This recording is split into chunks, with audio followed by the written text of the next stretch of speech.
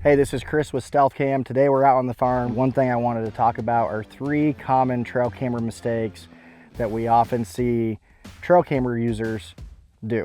So the first common mistake that people make is they put that camera in an area where the line of sight is not appropriately capturing the animal. And what I mean by that is if you took a line right through the middle horizontally of that picture, that oftentimes that line in the middle is either going to be too high or too low to capture that animal. If I'm placing my camera at hip level, which I like to do oftentimes, I want a clean line of sight, and I want where that camera is going to take that photo to where I think that deer is going to walk. I want a line right through the middle, so that way when he walks there, it's going to be a perfectly centered photo.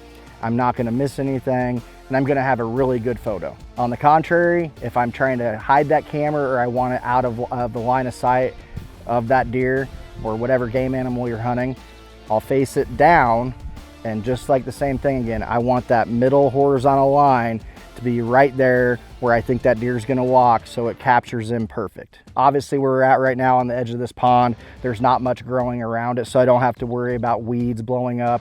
But if it's in an area where you got a lot of tall grass, make sure you clear all that grass, not only around the camera, but in front of that camera.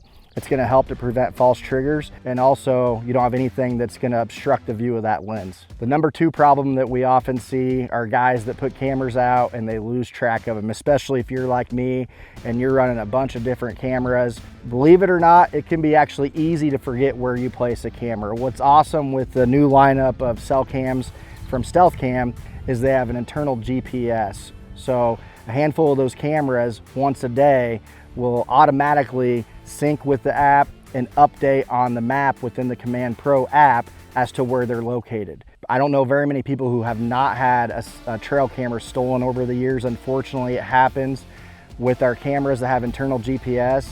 As long as that camera is turned on still, it's going to go ahead and it's going to sync with the app and tell you where that camera's been moved to, and maybe even catch a thief. The third common mistake that some individuals make when putting out a cell camera is depending on where the camera is at, the appropriate settings are not put in place. Oftentimes, if I'm running a camera on a feeder or a mineral site, I'll have it where it's got a 1 minute plus delay and maybe a 2 photo burst. If I'm running solar, clearly I can get by with taking more photos, but let's be honest, we really don't need to go through 1,000 photos an evening.